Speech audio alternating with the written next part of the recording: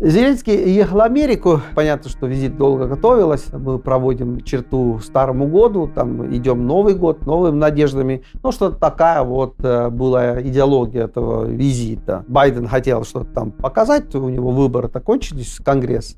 Начинается новый политический цикл выбора президента. Но вот как бы он хотел год с этим закончить, потому что в ходе года там не всегда были у Зеленского очень хорошие ровно отношения с Байденом. Байден даже просто вышел из себя после какого-то телефонного разговора с Зеленским. Важно, конечно, нам понимать, в каком это все положении, конечно. Зеленский говорит-то, что окончательная победа. Нам не нужно справедливый мир. Но, в общем-то, никто ничего не понял. Обязательно нужен мир. Украинский народ страдает. Надо вести переговоры, чтобы достичь этого мира, конечно. Ситуация сложная, конечно, да. Но что окончательная победа, не знаю, это уже Гитлер говорил наверняка, окончательное решение вопроса господина Зеленского. Но это совсем не то. И если вы думаете, что никто ничего не заметил, что несет господин Зеленский, вы, конечно, ошибаетесь. Конечно, заметили. У Зеленского нету хорошей репутации в Вашингтоне. Вы знаете, там действует огромное количество спецслужб американских. Они все знают. Они по нашему Володе Зеленского все знают. Почему он дружит с Абрамовичем, почему Абрамович на переговорах России и Украины. А что он делал этот Зеленский в Москве? С кем он крутил и так далее. Думаете, что американские разведки этим не занимались? Они ничего не знают? Да, все они знают. Попытка убедить господина Зеленского, что в Украине нет коррупции, они-то знают, что есть. Они смотрят все эти украинские деятели, которые за рубежом гуляют на большие деньги. Конечно, возникает, откуда эти деньги? У вас война.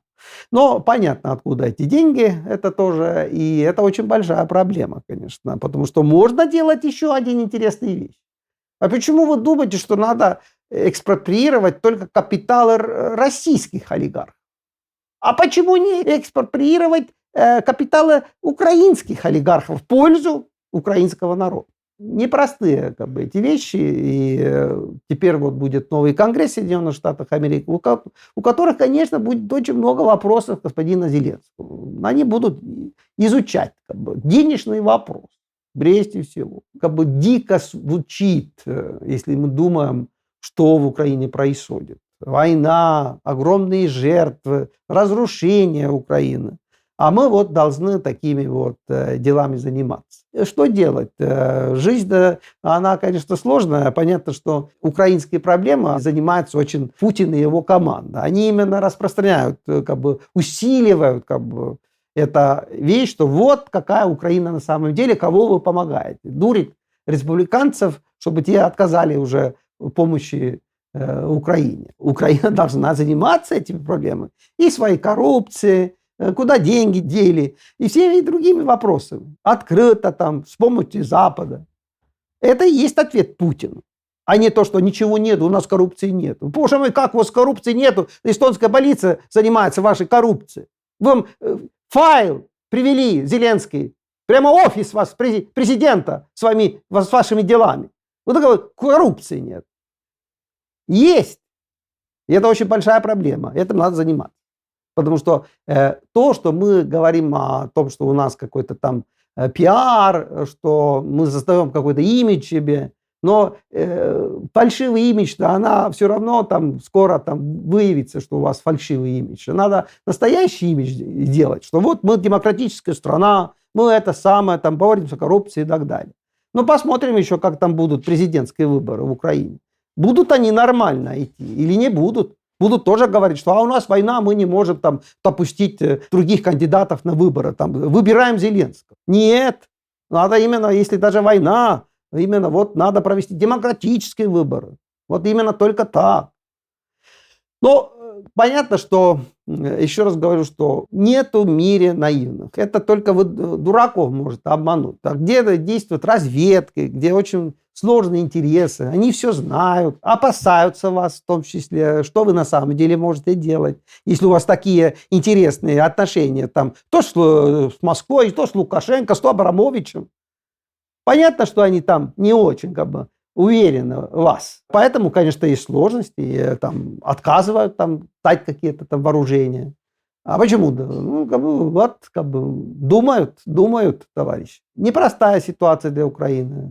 Но это было изначально известно, когда выбрали такого президента. Изначально было известно, что будут очень большие проблемы. Началась война, конечно, там, слава богу, что человек все-таки попытается там что-то делать, помогать украинскому народу, чтобы выстоять в этой войне. Но одновременно вопросы не исчезли, а в ходе войны еще много возникало еще вопросов. Все это, конечно, звучит очень негативно. На самом деле, конечно же, есть большой позитив. Путин ринулся в бой. Мы не можем говорить, что он уже проиграл этот бой, но удар нанесен сильнейший. Путин проиграл уже многие вещи. И имиджи проиграл. И в вооружениях он, конечно, проиграл. И людей потерял очень много в ходе этой безумной военной кампании против Украины. И, конечно же, если идея была, что там не будет единства, да, на Западе в вопросе Украине, то мы видим, что, в общем-то, это единство все же есть. Но есть трудности, конечно, много трудностей. У всяких стран там много собственных интересов. И я бы сказал, что это тоже один там неожиданность, что вот Запад действует как единое все целое, санкции, газовые нефтяные дела. Все это показывает, что все это крайне оказалось вредно для Путина.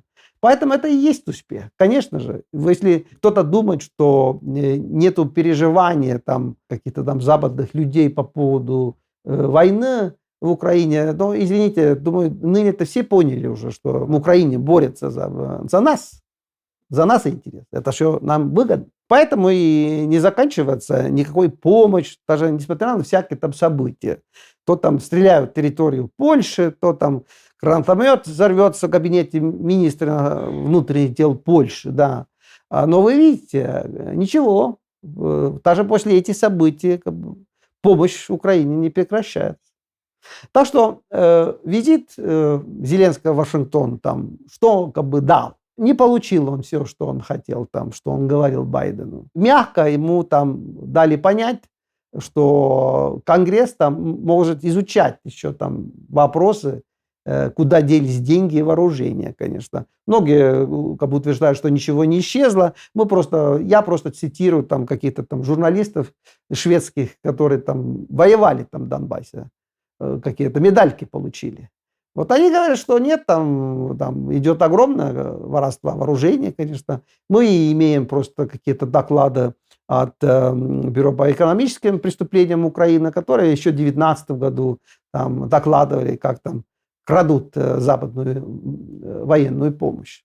Но, еще раз говорю, это не так важно. В каждой войне что-то крадут.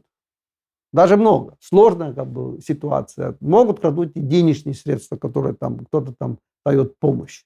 Всякое это может быть. Это не значит того, что мы, во-первых, не должны продолжать помогать Украине в войне против России. И это не значит того, что мы не будем изучать какие-то эпизоды, которые там выявились. В демократическом государстве это все нормально, бояться этого не надо. Просто Путин, конечно же, раздул всякие там вещи, пугает там американцев. И вот когда есть честно такие расследования, они вот все и выведет, и спадает это негатив относительно Украины. В новом году украинцы должны, конечно, решать, кто там будет с ними дальше править. Это ли Зеленский или еще какой-то другой человек. Главное не это. Главное, чтобы были бы нормальные выборы.